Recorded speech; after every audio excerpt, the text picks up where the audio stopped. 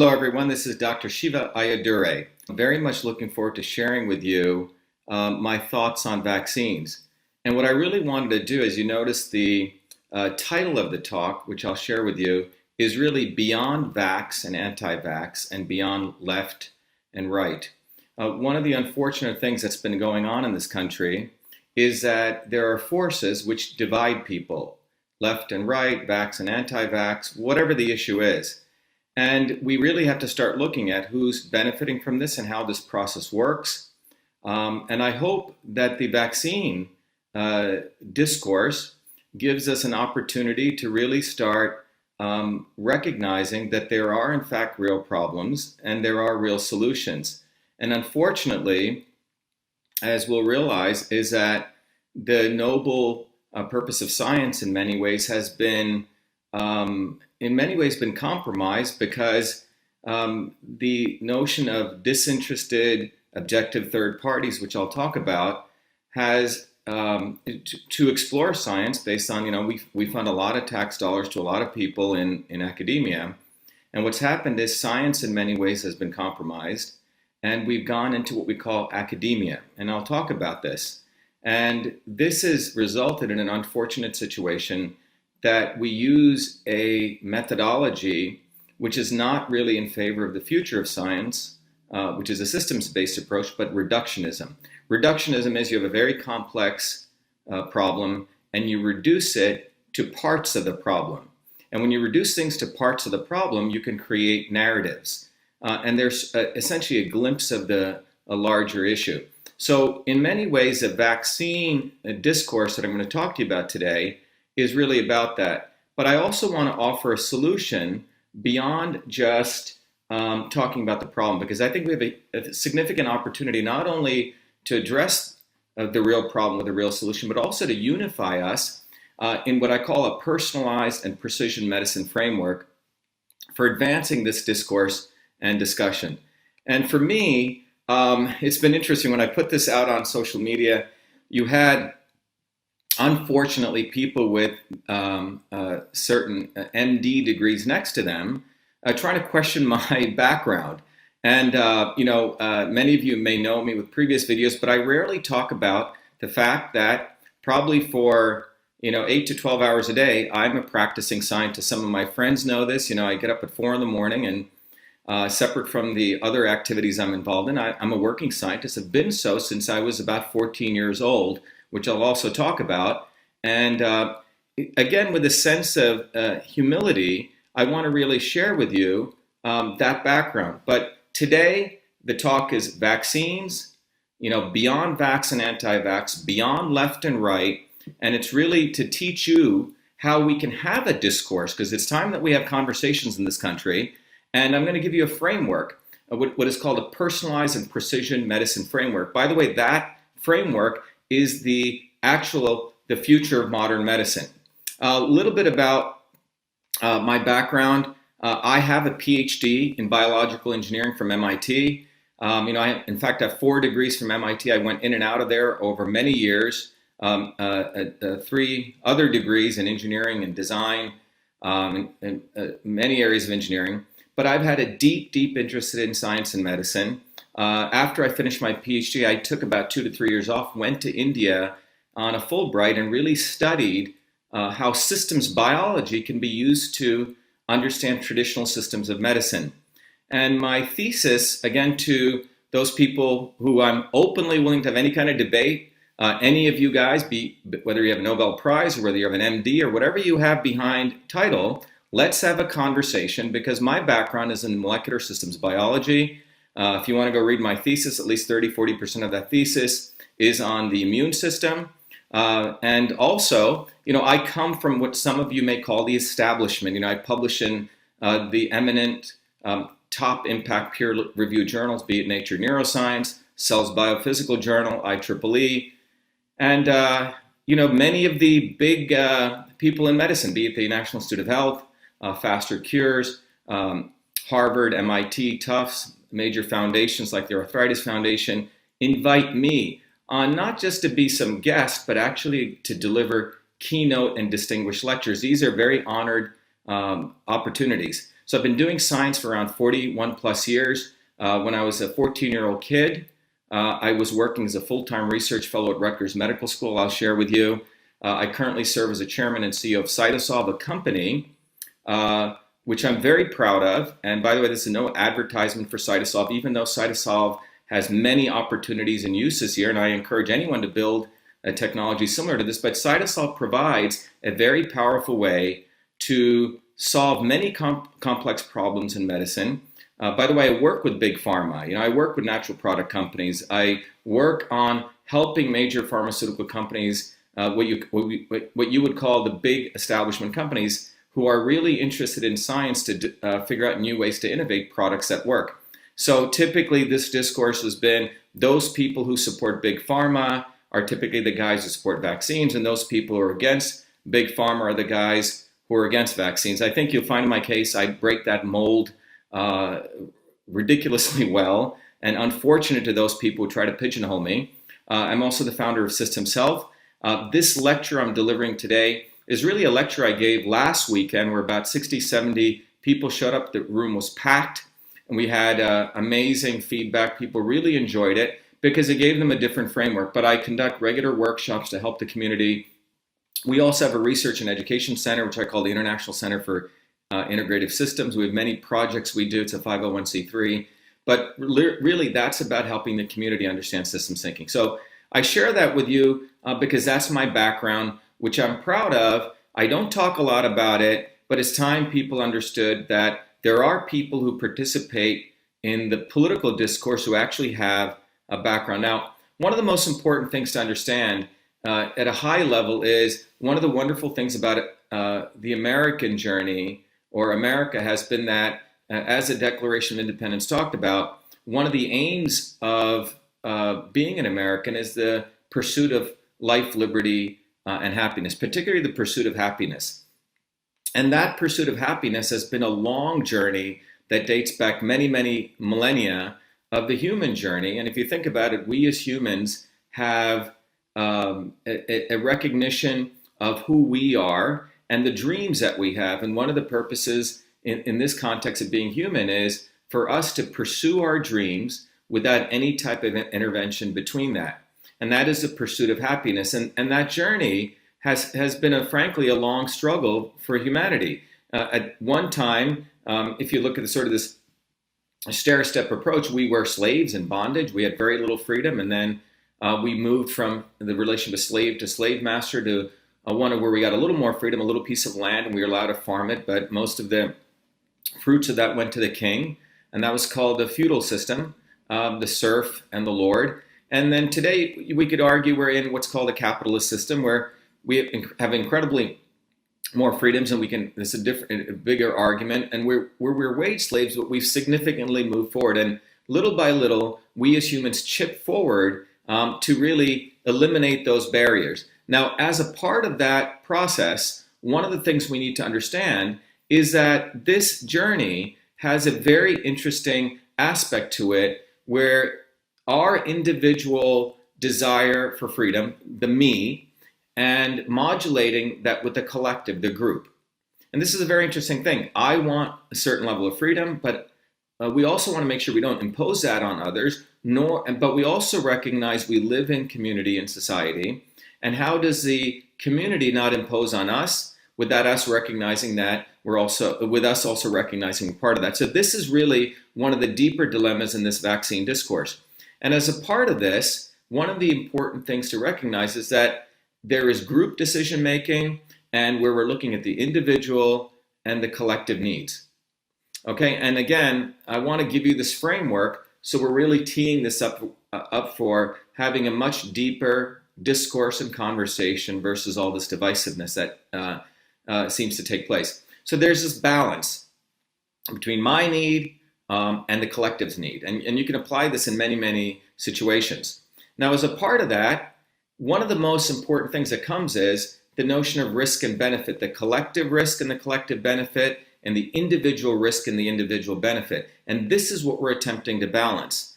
Now, I can tell you, it's someone who comes from a background in math and science and physics, engineering. In engineering in particular, when you build something, when you put things out, be it a car or a rocket or a bridge, or even in your case, when you decide to go out of the house today, or you make a decision. We live in a world of risk. So in this thing, you're looking at a way that people look at risk. It's called a risk matrix. On one axis, you have the likelihood of some situation taking place, and then what are the consequences of those situations. And then you can do what's called risk assessment, and most of us don't do this in a matrix form or a mathematical form. We do this on a much more intuitive form. But there are people who do this for us, particularly in very, very important areas where the complexity becomes much harder for us to just do it intuitively, perhaps. And they take that risk matrix, as I showed you here, and they convert it into what's called a probability matrix, which means that you actually are putting numbers next to these risk profiles to actually mathematically figure out what this happens. And in insurance, these people are called actuaries, and actuaries do an amazing job at doing this quite accurately, especially on complex problems. And for example, the insurance industry uses this, and it's a foundation of the insurance industry. Now, separate from that, we got to understand that we're all humans, and some people, based on who you are, you may have a proclivity for real risk versus perceived risk. Some of us, I know there's some very comedic movies. You've probably seen may go out of the house, and people wear helmets because they're concerned something is going to hit them on the head, and they wear helmets throughout the day. Some of us would call that a perceived risk versus an actual risk. But there are actual risks in society, and one of the interesting areas to give you some context is to explore, for example, auto insurance. In auto insurance, we've all agreed that in this case, we recognize that there are collective risks. And as a part of recognizing that there are collective risks, we have decided that we will get insurance. But the insurance industry has become quite sophisticated. If you are a 18-year-old with a big DUI drunk driving record, you're going to be at a higher risk, and your insurance is going to be higher than versus a 40 or 50-year-old person who's never had any type of accident. So in that case, the risk percentages, or the probability matrix, is finely tuned, and we collectively and individually, especially if you chose to drive a car, maybe some of you don't choose to drive a car, stay out of that, and that's a choice. But if you do, we have come to a point where we modulate the risk benefit, and we've agreed to that. But remember, it's personalized. The risk profiles are tuned. So that's sort of really something that we need to understand. There's a whole community that does this for us. Now, I want to do a thought experiment before we jump into vaccines, and I want you to step back and think about this situation. So think about the fact that we all live wherever you live, in your town, your city, or your state. I'm here in Massachusetts, but let's assume someone discovers, or there's a risk percentage that's figured out whenever there are hurricanes or storms, 1 out of 100 bridges will fall apart, which means fall down, which means there's some type of major event. The bridge cannot handle that, and the bridge actually collapses. So, and again, we're saying that some body of evidence exists to historically show that 1 out of 100 bridges fall apart like this. And by the way, to give you an idea, there are actually people who do this for a living. My degree, one of my degrees, I have a master's in mechanical engineering. I used to work in the area of applied mechanics, looking at bridge deck deterioration. Many years ago, I got a National Science Foundation grant where I was an undergraduate working for a professor, where we were looking at why bridges were, or the deterioration in bridges, and trying to figure them out so you didn't waste money. We would literally drive a car with a radar over these bridges, and had some very cool AI techniques. This was back in the late 80s. The point is, there's a whole industry of academia, engineers. It's a multi-billion-dollar industry where people try to calculate risk. But just as a thought experiment, in this case, we are looking at the fact that, or we're assuming that 1 out of 100 of these bridges, after a hurricane, which is a event, will fall down, okay? And therefore, based on that risk, we as a community, taxpayers, we are asked or we decide to put proactively to prevent such failure, reinforcement on all of the bridges in our community or our town or your state, whatever region you want to take. So this could be billions of dollars, but because of that 1% risk, we decided that we wanted to reinforce those bridges and spend that money. Again, a risk assessment was done. Now imagine after that situation took place that years go by and we actually start looking at the actual amount of percentage of collapse rate that took place. So what this means is we find out that nearly 2 out of 100 bridges are now falling down post-hurricane. All right? So this is very interesting that the collapse rate has doubled, and I'm not saying it's because of the reinforcement we did, that preventative measure, which was supposed to stop bridge deck failure, from 1% reduce it, but it's actually doubled. So just think about this. You had a risk measure of 1%, and you were told to prevent that 1 out of 100, 1% failure. Let's spend billions of dollars and reinforce those bridges. We go do that, and unfortunately, we found out something interesting, that the actual collapse rate of bridges thereafter is 2 out of 100, 2%. So that's what we find out. So as a part of that, what we do is we're not sure why it's occurring. Causality does not mean, correlation does not mean causality, but we as a society, if something like this occurred, we would not be arrogant. I'm sure we would not tolerate arrogance. We spent a lot of money, and we would want to figure out why that was occurring. And as a part of that, what we would do is we would bring together engineers and scientists, and what we would do is we would start to do analysis. And again, as I mentioned to you, this is a field that I know about: non-destructive testing and evaluation, finite element analysis, basically mechanics. You would see what was maybe the weight of that reinforcement structure. Did the reinforcement cause it? But anyway, you would go through a process of really trying to understand what took place. You wouldn't simply have an arrogant attitude saying, I know it all. It would be detrimental to society. Not only that, society would not tolerate it. But this is a very rational approach. You would actually start doing analysis on this.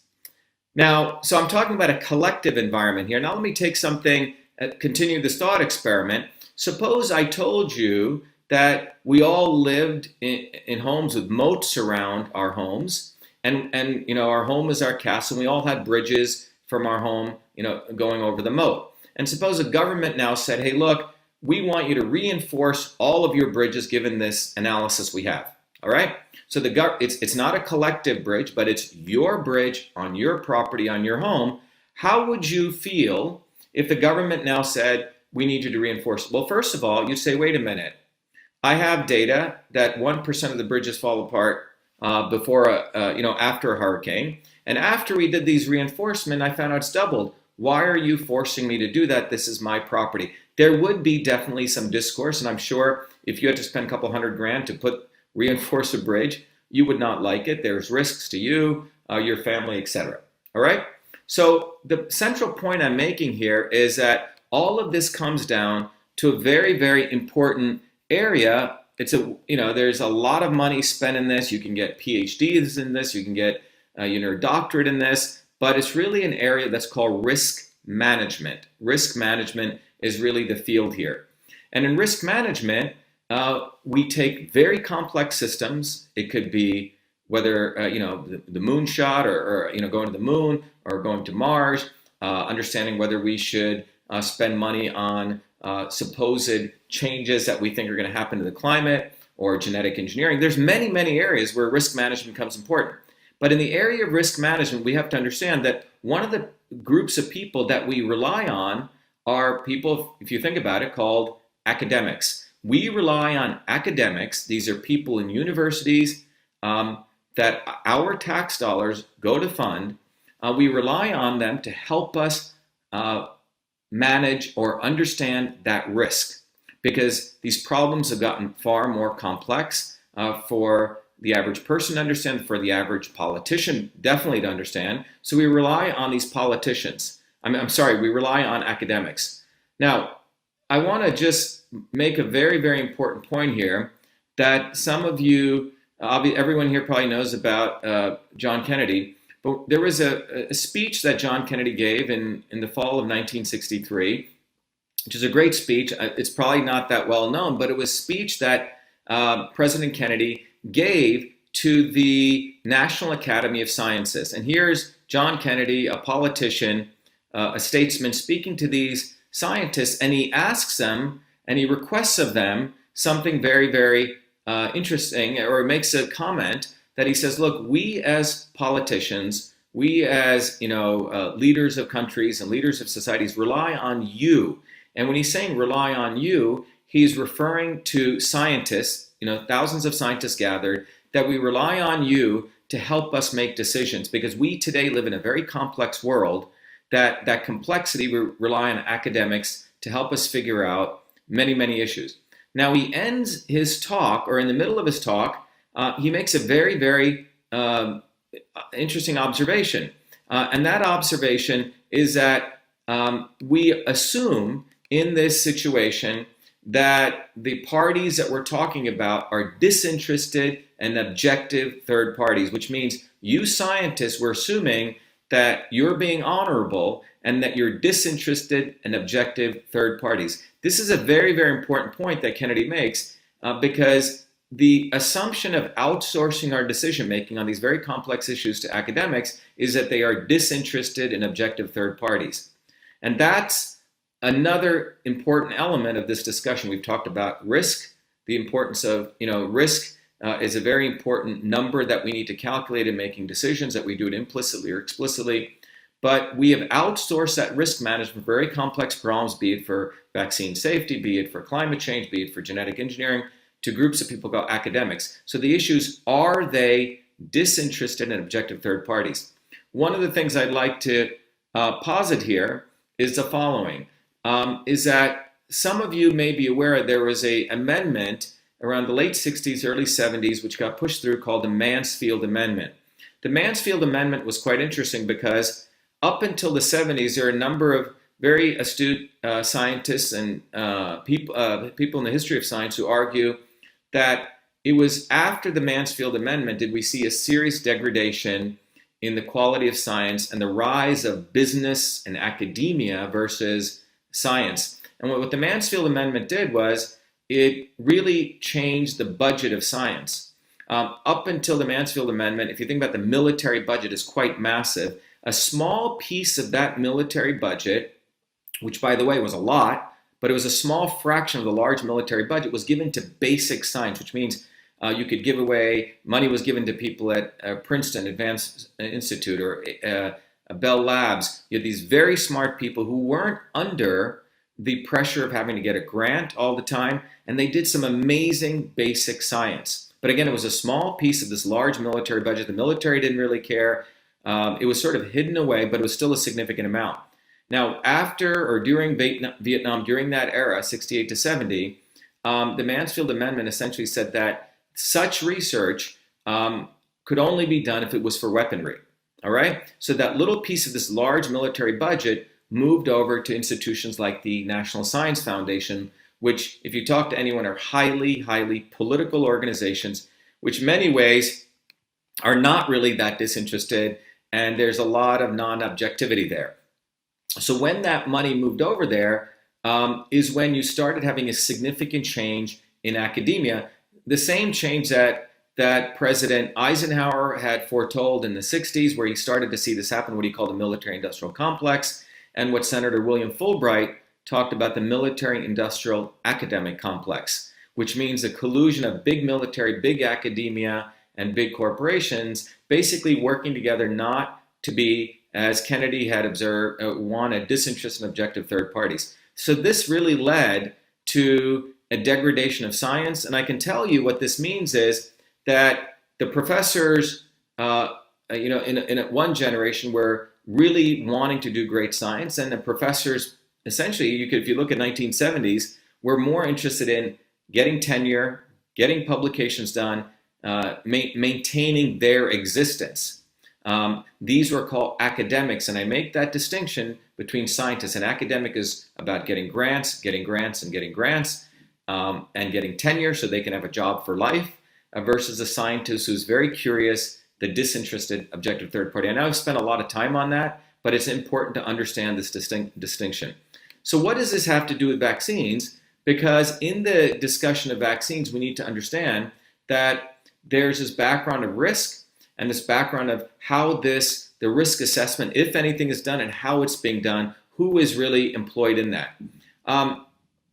The other context I want you to we need to have a discussion about vaccines is we live in an extraordinary times right now where medicine has realized that we must, or real healthcare, one size doesn't fit all. We need to move to what's called personalized and precision medicine. This is really important to understand because what this is saying is that the old model of medicine, you created one drug for everyone, doesn't fit. And I'll go deeper into this, but this is something I want you to take away, the notion of personalized and precision medicine. In fact, major companies, be it General Electric's medical group, all of these guys are recognizing that where they want to move to is the aspect of, the right drug for the right person at the right time. It's no longer one size fits all. That's the old model. And the real aspect of this, in a simpler way, is the right medicine for the right person at the right time. So it's a big takeaway here. This is what's happening in modern medicine, and it really started around 2003 with the development of systems biology. Systems biology is an area of research I've been involved in for many, many decades. The modern version plus a not so modern version, but it's really the goal of finding the right medicine for the right person at the right time. It recognizes that you are a unique person. The diet that you want, the medicines that you want, are not the medicines that may be right for me. In fact, for the same type of apparent symptom or disease. So this is one of the most powerful things that's going on right now. In fact, I'm in Cambridge, Massachusetts, and the center of the biotech hub, and this is where the future of science is.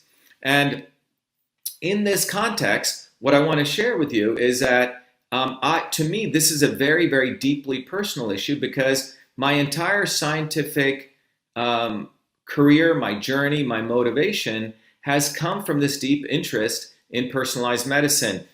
Some of you may know this, but just to review, I grew up in India, in Bombay, which is a highly, highly eclectic city with lots of different people, lots of different languages, etc. But I also grew up in an India which wasn't so eclectic, where you have multiple generations in one little city. But I also grew up in a small village, at least a third of my time, in a deep South Indian village, no electricity, no light, running water, etc. And these are some of the scenes of that village.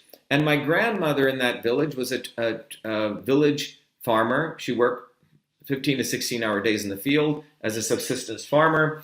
But on weekends, she was a village healer.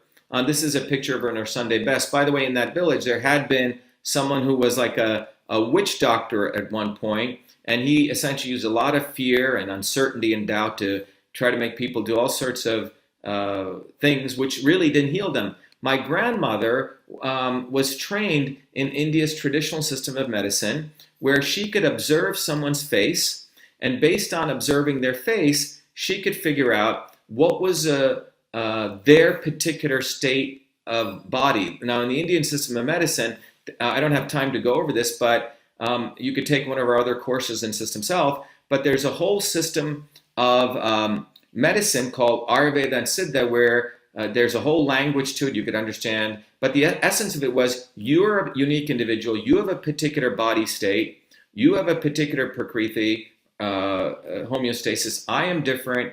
And then the diagnosis method, what my grandmother used was a system of understanding the face, but there were many other diagnosis methods that were used, but it was a system of medicine. Western medicine, by the way, is not the only system of medicine. There have been thousands of years of other systems of medicine, and we need to also appreciate that. And so I grew up around this, my grandmother being able to do this, and she empirically, I saw her helped a lot of people on weekends. The other aspect I grew up in was in India, which had a caste system. We were considered untouchables. It was a hierarchical system where there were people on top, and we were supposed to always listen to their saintly advice, and everyone else was sort of dumb and stupid and relegated to other work. So this was one of the reasons that motivated my dear parents to leave India and to come to the United States. And me, when I came here as a young kid, I was very motivated in medicine, wanting to understand how my grandmother, who had no degrees, and tattoos all over her arms, how this incredible woman was able to heal people. So I had a very interesting background, somewhat of a interest in politics and society, but also a deep interest in medicine. So my parents came here. I was really driven by both. And by the time I was 14, I had finished all my mathematics courses, and my high school by the ninth grade had nothing really to offer me. And my mother saw this very interesting ad in the local newspaper a friend of hers gave in New York, and it said that NYU was going to select 40 high school students the opportunity to go learn computer programming with the top minds at the Courant Institute of Mathematical Sciences. And I was fortunate to be one of those students. So my mom would drop me off at the train station around 5 or 6 a.m., and I would take the train into New York and to go to NYU, which was like an 8 a.m. to 8 p.m. program, very intensive program. And I learned computer science. And when I finished that program, I had a few more classes to do in high school. And this was, by the way, at the Courant Institute of Mathematical Science. When I finished that, I was very fortunate, and I got as this 14-year-old kid, a full-time job at what is now known as Rutgers Medical School in Newark, New Jersey. And in that medical school, I was given a opportunity initially to start doing medical research, and I was excited. So I was a full-time research fellow, applying my skills in computing and computer programming. And the project was babies die in their sleep, and could I use computers to look at baby sleep patterns? And this hospital had access to quite a bit of that data. Could we look at those sleep patterns and predict the onset of what was called an apnea? So I spent quite a bit of time doing this, and in fact, I ended up writing a research paper before I came to MIT. While I was also there, I was introduced to another problem. I learned how to build large-scale computer systems. Many of you may know, in those days, in organizations like a large medical school, this is 1978, the way that people communicated was through the interoffice mail system, where secretary had the inbox, the outbox, she had folders, and she would write this thing called a memo. And the memo was the modus operandi for communication. You would write a memo, sometimes you'd add a carbon paper, blind carbon copy, that's where it comes from, and you would put these memos in these things called a interoffice mail envelope. And that interoffice mail envelope was what was used to deliver these messages. It was tied up together, and you would send these messages out to people. And as a part of this process, the interoffice mail system, it was really the Ethernet before Ethernet. You can see these pipes. It was put in these pneumatic tubes. And I was asked to convert this system at a time when the people in the military-industrial complex, by the way, who did not invent email, they were doing simple text messaging, thought it was impossible to do this. I was asked to convert this entire system to the electronic form. And I called this system email because the operating system in those days in that medical school only allowed 5 characters. And I ended up winning many awards for this, but it was a full-blown email system. And when I first came to MIT, the president of MIT informed me, hey, the Supreme Court does not allow you to patent software, but the copyright rules had changed that you could copyright, and that was the only way to protect software inventions. And I applied for this as a 17-year-old kid. On August 30th, 1982, I was given the first copyright for email. So I wrote the code, capturing all those features, called it email, and have the first copyright. So any of you who want to question at all, who invented email, let's take it on. We'll have a debate on this. but it was a 14-year-old research fellow at a medical science institution who created email. Email was not done by the military. It was done by a 14-year-old kid. And if you have problems with that, we can talk about it. But the facts are black and white. In fact, we won one major lawsuit against an organization which attacked me on this. And more recently, we also settled a major lawsuit with someone else who questioned this. But the bottom line I share this with you was that I learned as a kid how to build not only email, but large-scale systems. Remember, email was a system. It's not simple text messaging. I created email, the system. It's black and white. In fact, several years ago, this went finally into the Smithsonian after Time magazine wrote this article called The Man Who Invented Email. But this was done before I came to MIT. So let's talk about MIT and health and academia and how this fits in now. The background I shared with you is that I come to this from a deep interest in medicine, an understanding of risk, a love of precision medicine, a love of really wanting to integrate Eastern and Western systems of thought, but really an understanding of the right medicine for the right person at the right time, and the body as a system. When I came to MIT in 1980, because of my interest in medicine, I was a little bit disappointed because I found out that most of the system of medicine we have treats the body as parts. We don't treat the body as a whole. And because of that, we have a dysfunctional approach to approach the body. We treat it as parts.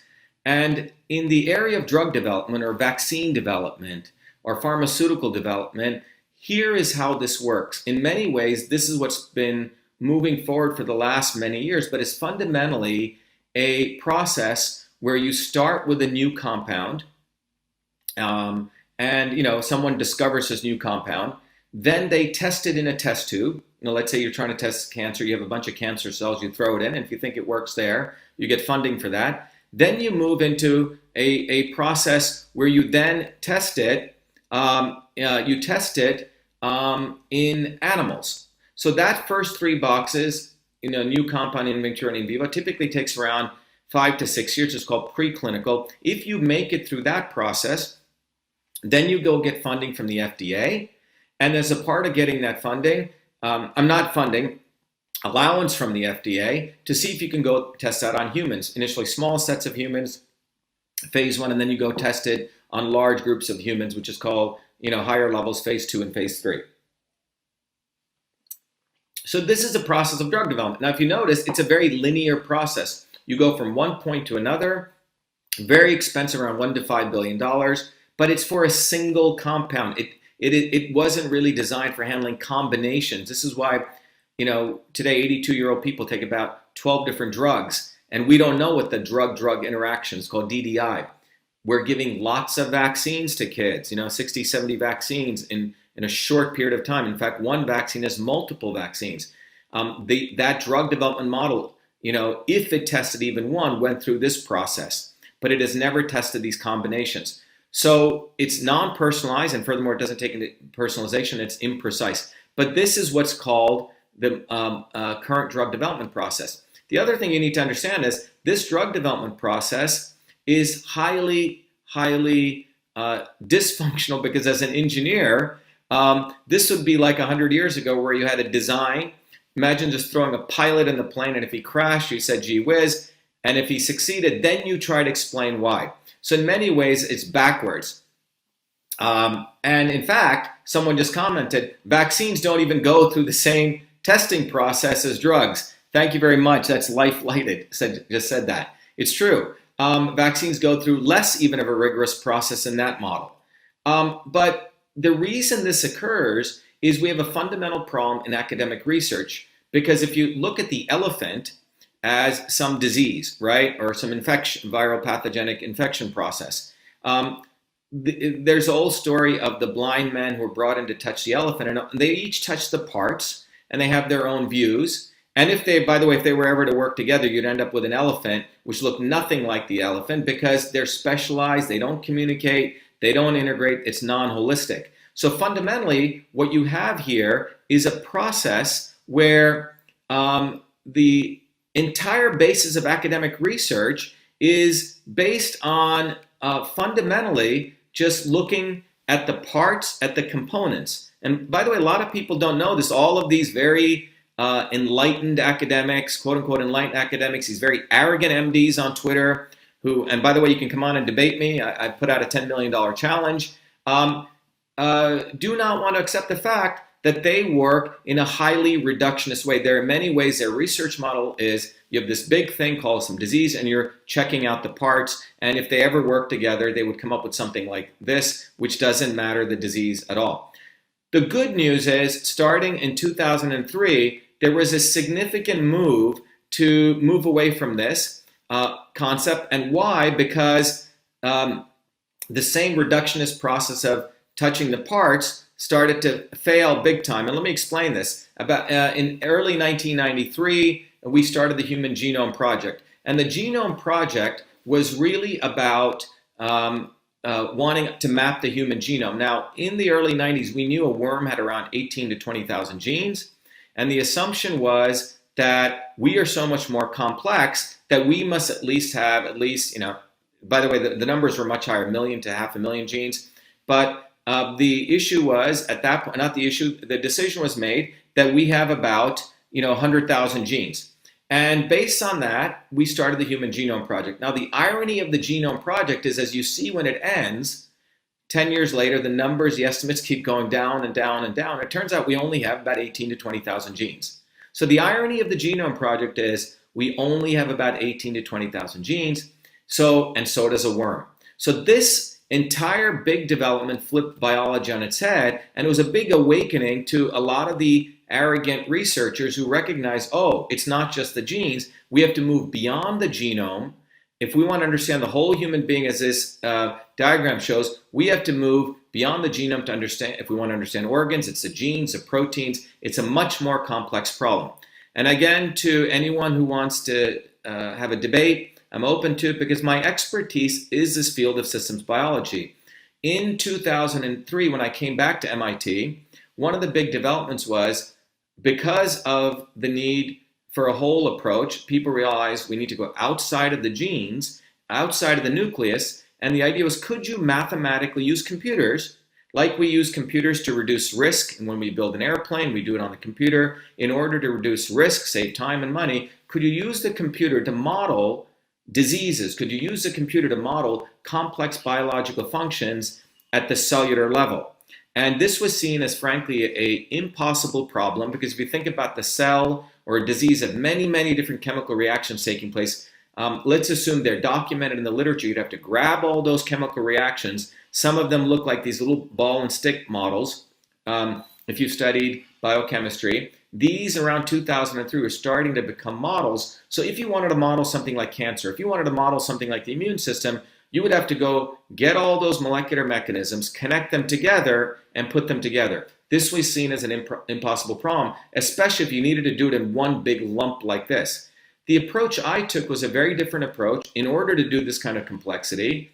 As someone who's trained in engineering, someone who loves medicine, and took a very different engineering systems approach where I said, look, let's look at these complex processes not as just one big lump, but if you take a complex system, let's assume it has many different pathways, many different models, all of which people throughout the world are working on, and I would create a technology which I call Cytosolve to put these together, and this is in 2003 to 7 I did this work, and I created a new technology which could model large-scale molecular mechanisms. So just like email was the system which interconnected all the different pieces of the Office system, communication system, Cytosolve was a way to provide an infrastructure to interconnect multiple molecular pathway models. We published this. By the way, it takes a lot to publish stuff. You got to go through peer review. It took us several years to get this published because of the nature of this approach that we took. And then we went through a process of validating this. But one of the critical things we recognized was that what we had created was a new technology platform to support precision medicine, to help lower risk, to help really advance medicine in a way, because what we could do here was we could reduce the risk by using the computer to figure out all the possible situations long before we went to the wet lab, long before we killed animals, and God forbid, long before we killed humans. And this is, by the way, where medicine is moving, to lower risk by using computing, using advanced tools. So I talk about this because you're looking at someone who's a practitioner about this. And again, I encourage anyone out there who wants to have a real discussion to let go of their arrogance, and let's talk about this in the context of modern medicine. Now, one of the important things is anyone also knows in the engineering fields, and I'm sure most of you know that we build airplanes today in this way, right? We do not, simply, we don't simply throw a pilot in a plane anymore. We don't ask people to go on a plane and say, believe me. We actually build everything using the computer. We use the computer to model all the mechanistic analysis or the designs. Then we do some wind tunnel testing, and then hopefully you don't kill too many pilots. But this is the way that airplanes are done, and the technology that I've created. And again, this is not a plug for Cytosol. If other people have other technologies, great, but this is what I'm an expert at and know this well. But this is the technology framework that we now have, or like this, to really understand how to do risk analysis using this kind of approach. And by the way, this technology now, we work with 40 different institutions. We've taken on many different problems. We call it a collaboratory. We mine the literature. We work with research communities from big pharma to big institutions, big foundations. Again, I work with large companies. It's not like someone I think went on Wikipedia and said I'm an anti-vaxxer or something. This is just nonsense. I believe in science, not believe in science. I'm a practitioner of science. Bernie Sanders believes in science. So what we have here is a very powerful approach. And we also have a system that we've created. And by the way, just to give you an idea, as I mentioned, we work with universities, pharma companies, biotechs, foundations, a lot of different people. And this technology is really being used in precision and personalized medicine in a variety of areas. We've been amazed at how the adoption has been across the world. This technology, for example, we're using it long before to really understand, let's say, how Alzheimer's and ALS take place. Here's, for example, the blood-brain barrier. I'm not going to bore you too much, but it's come to the conclusion that most diseases of the brain occur because of destruction to aspects of the blood-brain barrier, represented by this little thing here called the parasites that you can see. And these parasites, when they get destroyed, they cause all sorts of diseases. So our research basically was used to look at all the research work, not just looking at one piece of research work, understand all the molecular understanding in what's called the endothelial, in the parasites, which is an adjoining structure, and in the astrocytes. The reason I'm sharing this with you is this technology can take a holistic approach to understanding at the anatomical level, at this level here. It can go to understand at the second level, the communication. But what we discovered was many of these diseases are not individual diseases. They're dysfunctions in common pathways. But more importantly, this was published in major peer-reviewed journals. Again, to those people who just want to be arrogant and name-calling, we can look at what publications I've done and what you've done, and I can honor you. But the only thing is we have to have respect here in this discourse. Here's another example. Again, I've worked with major institutions like MIT, Harvard, and Brigham to really understand how nitric oxide, for example, when it flows through arteries, when you exercise, nitric oxide flows, you get vasodilation. Instead of, this is a very complex phenomenon. One of our research tested this, actually did the in vitro study between Harvard and MIT. But when you look at the literature, there are, like blind men, many, many different reasons that individual researchers have found why nitric oxide happens, all these mechanisms. With our technology, we're able to put these pathways together, which means combine everything versus, not just be the blind man looking at the elephant, and able to mathematically model, let's say in this case, a release of nitric oxide. Now, before we did this work, the naysayers, the arrogant folks were saying, oh, you can't model this, it's too complicated. What I want to show you here is, this is quite impressive. That is the release of messenger RNA, eNOS concentration, and those orange lines are the actual wet lab results. So let me tell you what I'm talking about here. That's the wet lab, the orange, and the black line is the actual model. Behind that model is all those chemical reactions, which we haven't made up. They're coming from a lot of scientific work, and same thing here. And by the way, this was published in one of the most eminent journals, again, in the world. I highlight my name just to let you know I was proud to be part of this with many other researchers across MIT and Harvard. Now, in another area, and this comes to vaccines because we have to understand we're giving combinations of vaccines, not just one vaccine. We give combinations of drugs to elderly people. This paper was talking about the need for combination therapy to solve cancer, or what are called cocktails. One drug can cause a lot of toxicity, but imagine giving lower doses of a lot of drugs. And what was very exciting was, I don't know any of the authors, no inside job of that paper. Again, it was published in Nature Biotechnology, one of the biggest journals in the world. My thesis work was the only one cited as having the proven technology to do combination therapy analysis using the computer. In fact, when this came out, we actually raised a little bit of money, and we wanted to see if we could take on pancreatic cancer. We modeled the molecular pathways of how cells die. In cancer, you want cells to die that don't, and how cells metastasize. We used this on a computer. Then we went through combinations, millions of combinations of two-drug generic combinations, and we used this to see if in a record period of less than 1 year, could we discover a combination therapy that could do better than the combination, the gold standard called gemcitabine. And we were very fortunate. We found a combination, and we submitted it to the FDA for allowance. Again, using the computer, our results. And the FDA, actually in the middle of this, contacted us, and they said, we normally don't make outbound calls, but we were so impressed by your approach, we consider this a future for the 23rd century. The good news is this was allowed by the FDA to go to clinical trials. We then went to MD Anderson, one of the biggest research centers, and we built a collaboration with them, which we're in the midst of, to see how we could use our technology to really find combination therapies for cancer. And by the way, going back to the Indian model, in India, people like my grandmother or the healers would combine drugs. So if you had diabetes and your friend had diabetes and your friend's friend had diabetes, not everyone got the exact same drug. It was personalized medicine, the right medicine for the right person at the right time. By way of example, about 15 or 20 years ago, if you take Asia, China, India, all those countries there, it was discovered that Indians get 1/3 less liver cancer than the other billion people there.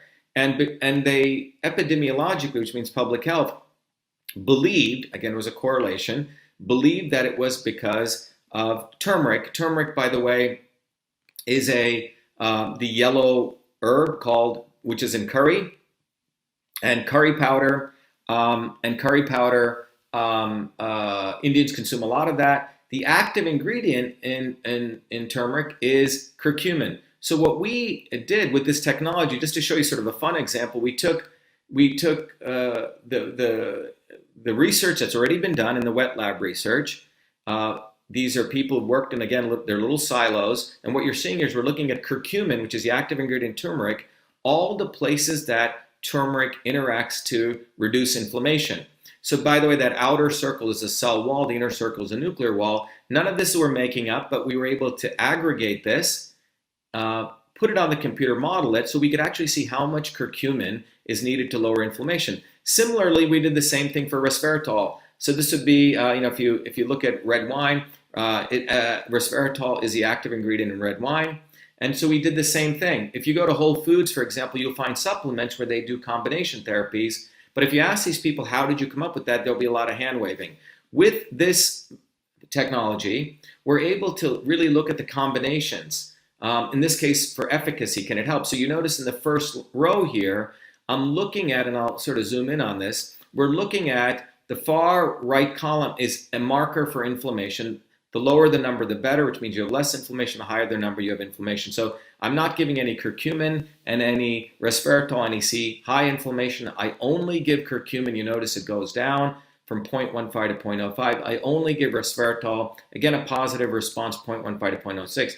But look what happens when I actually give just combine curcumin and resveratrol, but lower the dosage, less curcumin by 40%, less resveratrol, and voila, you see it go down by another 200% to 0.03. The reason I'm telling you this is that you don't have to give a combination of a high dosage of a lot of things, you can reduce the dosage, but they have a positive effect. This is also true in the inverse. If you give a lot of little, if you give many things but low dosages of them, it can also have a profound toxic effect. So think about the number of vaccines that are given together for young infants. What does that mean? Do we even have the risk models? Think about what happens for elderly people when they're taking 10 or 12 drugs, 82-year-old people. We don't even know the drug-drug interaction. In fact, you can't test that in a clinical study because you'd have to, unfortunately, kill so many animals, millions of animals, to look at all the combinations. This is why the computer is important. And so the future of risk analysis is computing, is systems biology. Now, when it comes to vaccines, we need to understand that vaccines, just like the concept of systems biology, just like the concept of right medicine for the right time, is not something just Western medicine or a bunch of guys at MIT and Harvard have figured out. The concept of systems biology goes to people like my grandmother, which she used to practice right medicine for the right person, right time. In fact, it goes back thousands of years. Similarly, when we look at vaccines, this was not something just figured out by the modern medicine men of the West, but for centuries, thousands of years ago, the Chinese, for example, when it came to smallpox, they would take the scab or the actual pus, dry it, and put it into people's nose. In other places like India and China, for example, there was a rich history of people using this was called variolation, where they would literally make an incision on the forearm, take the pus and put it there as another way of inoculation. So variolation was a way of inoculating people. Indians, Africans, Chinese did this. In fact, there's papers you could study about it, how this technique moved from the East over to the West. And this was the early forms of inoculation. And remember, they used the whole substance. There's a great story of a slave who brought this from Africa, in fact, into Boston, into New England, helped save many, many lives. This was before the development of modern vaccines. In fact, General Washington, concerned that the British were going to unleash smallpox on the American troops, actually inoculated nearly 40,000 of the soldiers using this variolation technique.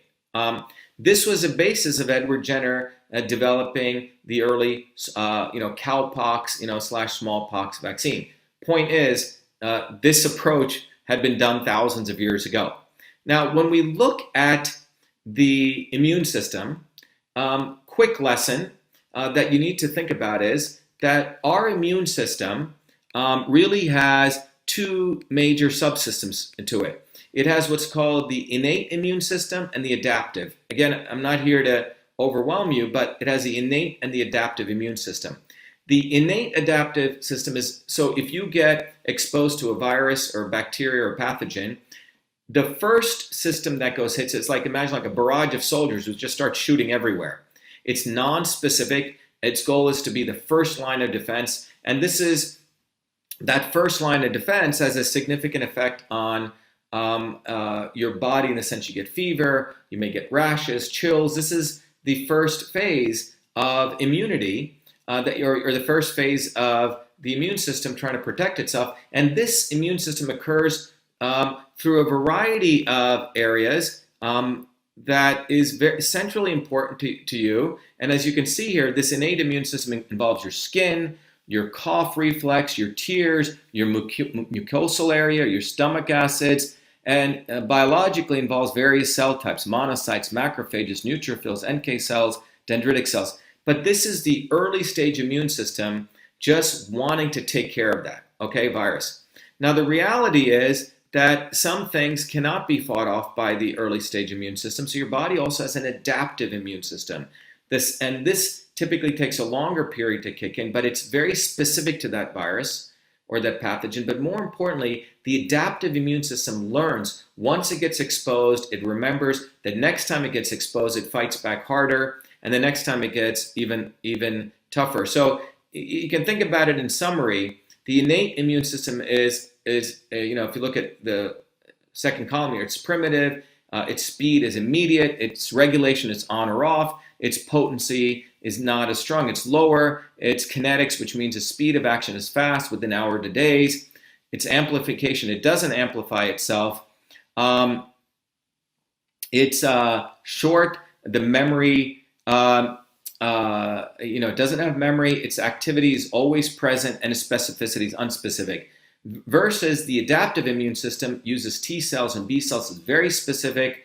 It's approximately, it kicks in after around 3 days, and it amplifies itself. Its potency is very high. So initially it's slow, but then it's very powerful. Its duration is long, its memory is there. It remains silent initially, and then it kicks in. So we have the innate immune system, which is a bunch of soldiers, which you also go to attack, and you have like Navy SEALs who are very specific.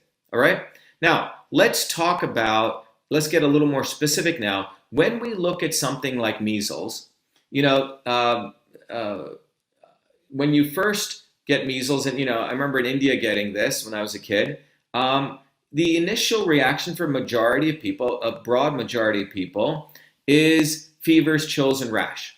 This is why we get it, right? In 1963, there was a decision, motivation for the measles vaccine. Why was there a decision? Again, given all the background that I gave you, you're in a very, very good position to now start appreciating this. You understand, at least broadly, what risk assessment is. You broadly understand systems biology and precision medicine. I've given a good background. And we also talked about the notion of academia disinterested, the need for disinterested and objective third parties. But when we look at it here, the motivation for the measles vaccine was because a percentage of people, very much like a percentage of the bridges that were breaking down after the hurricane, in that case we said 1%, were getting subacute sclerosing panencephalitis. And you can go look this up on PubMed, SSPE. It's always in the discussion of the risk analysis for the measles vaccine. There are various numbers. If you go to CDC, the early numbers on this were 61 out of a million or 1 out of 100,000, but about 0.001% of people were getting SSPE without, from measles infection, which could affect someone either, year after they got the measles infection or 20 years. And because of that risk, again, here's the risk, someone considered that risk to be too great, the 1 out of 100,000, just like in the bridge example, we considered the 1 out of 100 to be too great, but 1 out of 100,000, the decision was made that 0.001% risk was too great to therefore create a vaccine for that. That was a justification to reduce that perceived risk for the collective, that 99% of the collective were not, even though 99% of the collective were not getting SSPE, that in order to protect that 0.001%, which was because of the neuroinflammation, SSPE, that's where the measles vaccine was initiated. So you have to understand there was a risk assessment made. Now, what's interesting to understand is after, and by the way, I just want to be up to date because some people have said, oh, that risk, that number is too low. So if you look at recent papers, which I've gone and studied, the recent risk of neuroinflammation has been even gone up. And let's be fair, if you want to believe those papers between 2013 and 2018, people have said it's 1 out of 1,770. These are some of the German studies, which means the risk is 0.056%, okay? Which means those people who did not get inoculated. Now, here's where it gets interesting, and I think the bridge analogy will help here. Post-vaccination, what was found was there were kids who were getting neuroinflammation, very much like the measles, when measles hit them, right? That small group, the 0.01% or 0.056%. And this was within the area of autism spectrum disorder, ASD, denoted by HMGB1, which is an inflammatory marker. And this was about 1 out of 88. So these are people, post the vaccination phenomenon. 1 out of 88 people were getting this, and which is 1.136%. So before the measles vaccine, 0.001%, or if you want to use the latest number, 0.056% without vaccination. But now you're getting people with neuroinflammation post-vaccination. And what we start noticing here, again, let's take a little breather here. What you see here is if we go back to the bridge, remember we said in the bridge case, without reinforcement, 1% of the bridges after a hurricane were falling apart. Now, after reinforcement with hurricanes, it's 2%. This is sort of similar now to what we're dealing with here, because in this analogy, or in this reality, without vaccinations, we were looking at the risk of 0.056% to 0.001%. And now with vaccinations, actually that number is wrong because I copied the slide. Let me correct it right here and now. This number is actually a little bit higher here. Let me go right here and fix it right here. It's actually 1.136%. Okay, there we go. That feels better. That's a correct number. So what we see here, without vaccinations, 0.05 to 0.01%, but suddenly with vaccinations, we're seeing this. Now, so everyone, some of the arrogant people listening may say, oh, you're trying to say correlation means causality. That's not what I'm trying to say. What I'm trying to say is precisely, I'm agreeing with them, correlation doesn't mean causation. But what we are seeing is a 200 times to a 1,000 times increase in brain inflammation. Again, correlation does not mean causation, but science would demand, the scientific method would demand that we investigate it if there is a causal relationship. This is the issue. We did it in the bridge case, we would do it in any other case, and this is what we should be investigating. And in order to do this, you must apply the scientific method. The scientific method is you have a hypothesis, you do an experiment, you collect the data, you mine the data, you model the data, and you reiterate. You see if you can replicate it, if you see something significant here. And that's what we do in the scientific method. And as a part of the scientific method in the biological sciences, and you're, again, speaking to someone who is a practicing scientist, I work every day with data, pathway modeling, looking at clinical studies. I'm a big supporter of not only doing modeling, but also getting clinical data as a way to really hone up mechanisms with what's taking place. And what we see here in the biological sciences is we want double-blind studies, and we're supposed to use a saline placebo. Okay, that's the gold standards. But when it comes to vaccines, there's no real studies. At best, it's comparative and after the fact, what we call post hoc. That's what we actually see here. And I challenge anyone to show me anything that's significant, and I'm open to having a discussion on this. In fact, one of the comparative studies that I was able to find among the few, it was vaccinated versus non-vaccinated in the Journal of Allergy and Clinical Immunology, done in April 2005. And this was looking at 5,015 people who were never vaccinated, 423 people partially vaccinated, 239 people were completely vaccinated. And then they looked at their reported levels of atopic illness, which includes eczema, hay fever, wheeze, and asthma. And clearly the vaccinated people, as you can imagine in this case, had the highest amount. Next was the partially vaccinated, and the completely vaccinated children had the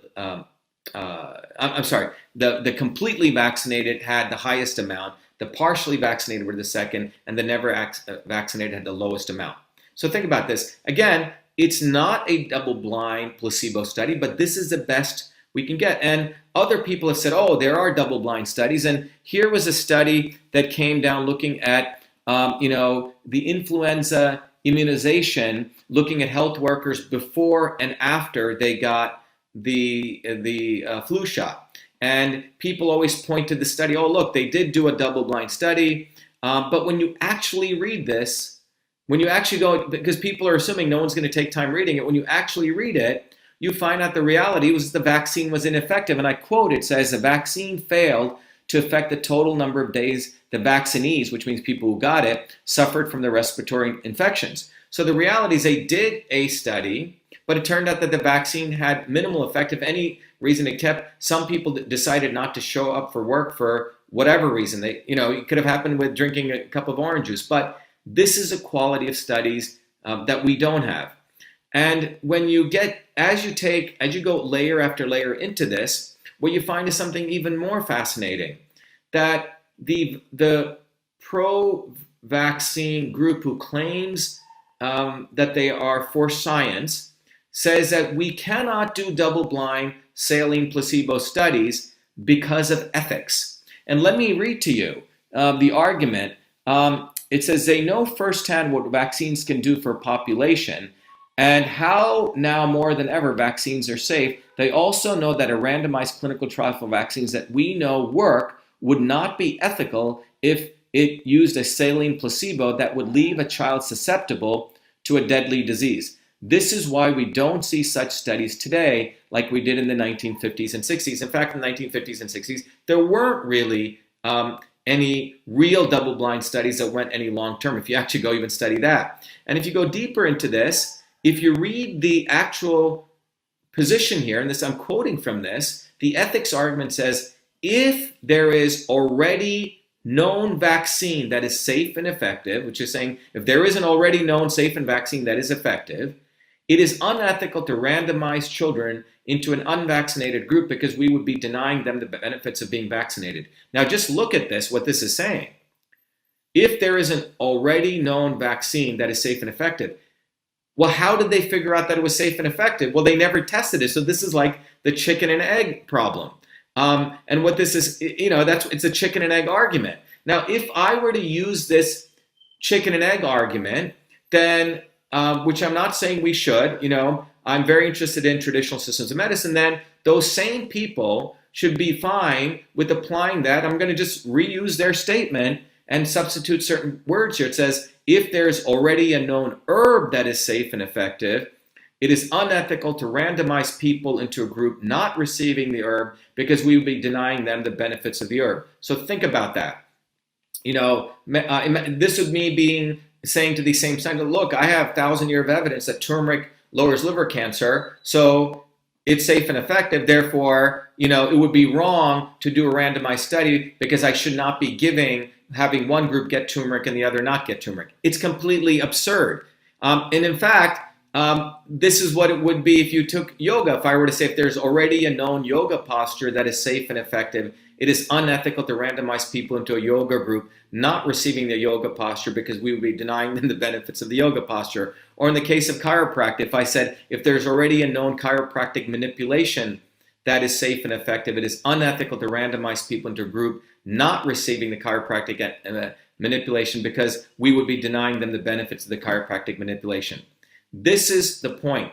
They apply the scientific method to herbs, to traditional methods, alternative therapy, but they really don't want to apply to vaccines. It's a completely nonsensical argument because science demands the scientific method, whether it be a drug, an herb, a yoga posture, and I'm all for this. We should be doing double-blind placebo studies or chiropractic manipulation and vaccines. You cannot apply the scientific method when it's convenient for you because you want to put high strictures on drugs and herbs and yoga, but not when it comes to vaccines. And this is precisely what's taking place. I would say this is, with all due respect, voodoo, because as they say, there is already a known vaccine that is safe and effective.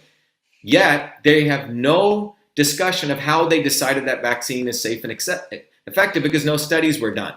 And so when you really look at this, you have to say, what? How was it proven to be safe and effective? Well, the reality was that it was not proven. And so if vaccines, per their current standard, are proven to be safe and effective, then all other modalities practiced for over 1,000 years are also safe and effective and do not need double-blind placebo-controlled studies, as that would be unethical. Sorry about that cutoff there. I hope you get the point.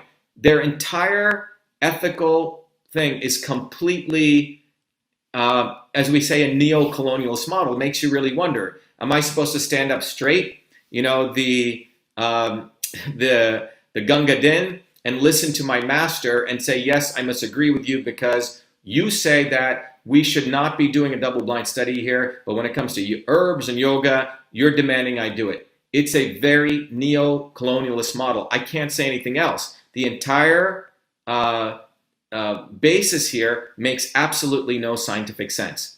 So the realities are actually many outstanding scientific questions. Are they safe? Have the vaccines been evaluated in different age groups? Do the vaccine materials, which are called adjuvants, such as mercury, benzene, these aren't just taking the pus from someone else and putting in like in variolation. They have refined this to very interesting, what are called dead materials, and they add a lot of stuff to it, benzene and mercury and toluene. Do they go into the brain, the lymph, and the liver? Do these adjuvants go intracellular and destroy mitochondria? And the question is there enough information to warrant their use? And are the adverse outcomes greater than the actual disease process? More specifically, are the long-term adverse effects of vaccines greater than the adverse effect of the diseases? These are fundamental questions that need to be answered. We don't have the science behind this, and the science that they're using is frankly unscientific, because if they want to use that voodoo science, that's what we have the current situation, it's not based on the scientific method. And if they want to do it, then let's apply that same science to everything. You have physicians in this system, by the way, who cannot disagree to this. The physicians cannot disagree without being ostracized and loss of their career, their medical license. The legislators, many of them who have no science degree, simply parrot the erroneous arguments of the lobbyists representing big pharma and big medicine. By the way, I work with big pharma and big medicine. They know me, and they know what they're doing. And the parents are fighting and seeing adverse effects, and the physicians are not listening. And finally, the media, like lemmings, as usual, is just following the lobbyists. The other interesting thing to see is that the quote-unquote rational voices that you see, actually irrational, are voices like this. Skeptical Raptor, the guy has no PhD, no real major research training, and he writes blogs out there when people question the fact that there is no double-blind studies, and by the way, this guy says there are double-blind studies, and you actually go look at the studies he's putting out there, which are things like this, which I've gone through closely up here. Let me go back to this. And you can go through this. None of them are really double-blind studies, placebo studies. They're testing one group of vaccines against another. So either he is irrational or dedicated to confusing people because he thinks no one's going to go read his stuff. And when you look at this, when you question him, just like in the area of climate change, unfortunately, people are called climate deniers, like Holocaust deniers. He calls people Nazis for questioning this. This is the low-level quality of discourse, and all of this is based on fear, uncertainty, and doubt.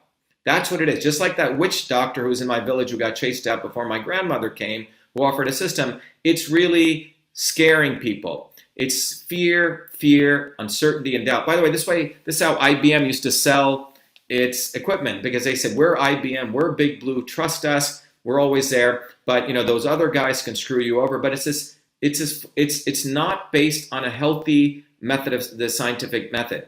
And what we're really looking at, stepping back, all of this is fueled by what I call the non-systems-based approach. A reductionist fueled by blind men who are incented to look at the parts. So in any problem today, the real issue that we're having at a very fundamental level is that science is not taking a systems approach, which is where we should be going, which is where we want to go. But the old guard in science wants to take any problem, for example, genetic engineering or climate change or vaccines, and reduce it to looking at a small piece of the tail of the elephant and then writing about that and ignoring the whole elephant. That's what's going on. That is a non-systems-based approach. It's an unscientific approach. It's behind the times. And we call that the blind man. Now, I'll give you a case in point. What's fascinating is, if you look at this, when the Monsanto-Bayer merger took place, what's fascinating to understand is that in this case, the commonality is that Monsanto and Bayer, in a very profound way, if you go look, Monsanto promotes the climate change narrative.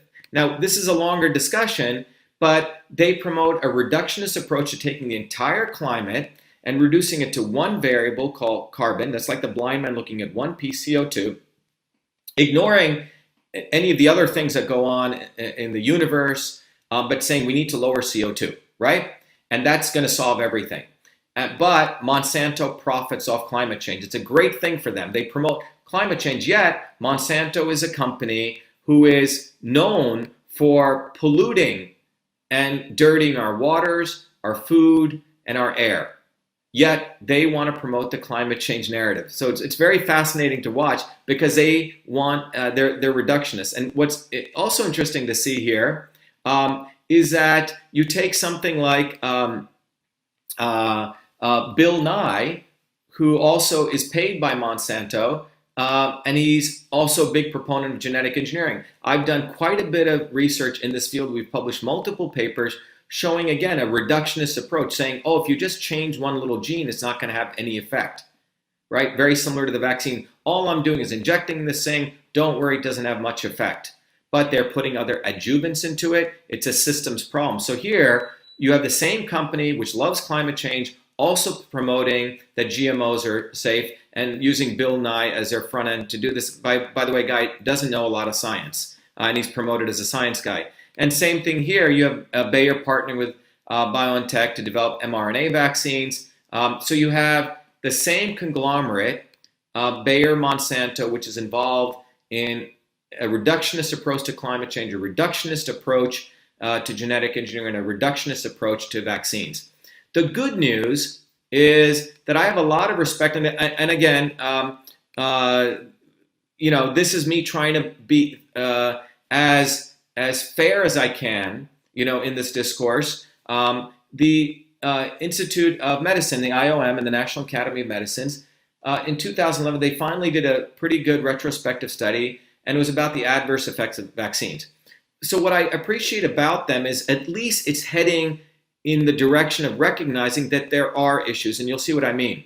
So here, the IOM study said that there's evidence favors rejection of causal relationships. So they're saying, hey, there isn't a causal relation with the vaccine and autism, vaccine and diabetes, DTaP and type 1 diabetes, etc. And you can read this. So they're saying, hey, we went through these papers, we don't see the causal relationship. Again, however, they are acknowledging that there are causal relationships, for example, between HPV vaccine and anaphylaxis, and MMR and temporary joint pain, and vaccine and arthralgia, etc. So the good news is there is a recognition, hey, this is not like everything is fine.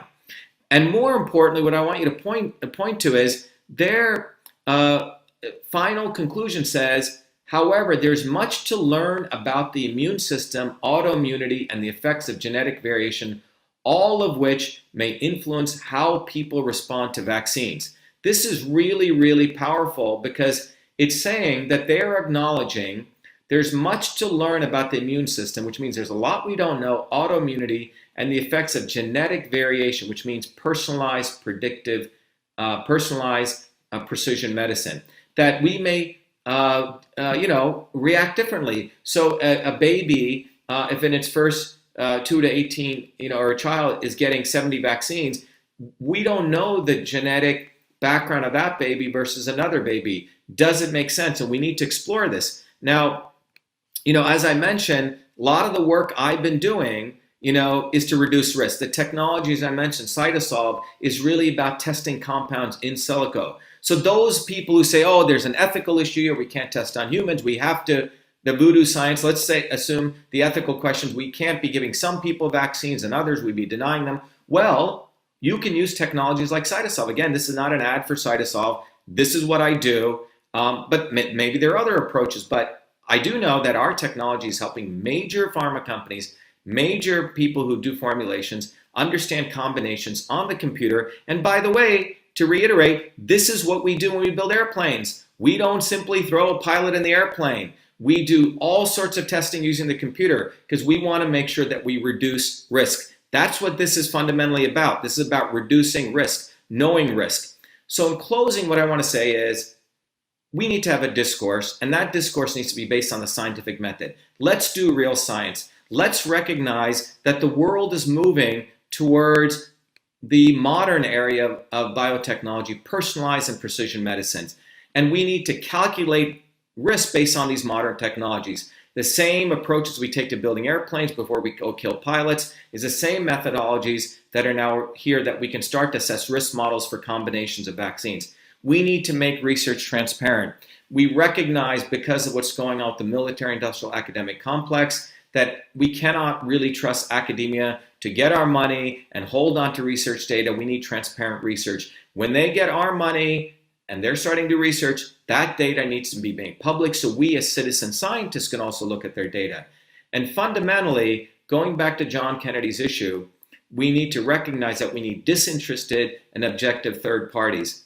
And the final point here is to really make this clear. When we really look at health, when we fundamentally look at health, like my grandmother in that small village, health emerged from the patient-doctor relationship. It was not one person in the caste system telling someone else what to do. It was from respect, freedom, choice, and wisdom between those two parties' relationship.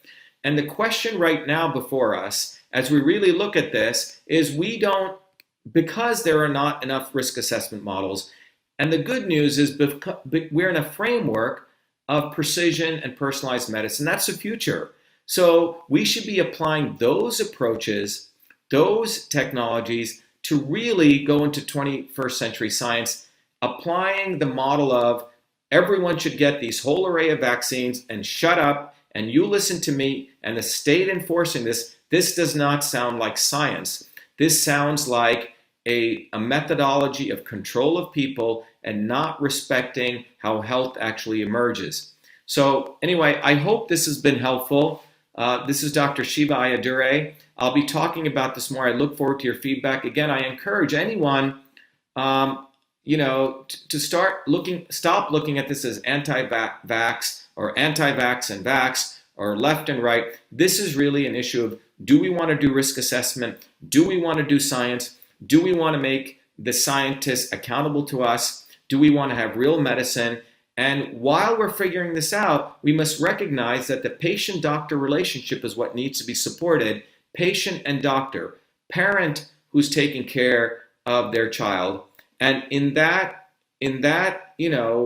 ecosystem is where health really emerges, and technologies need to be supportive of that.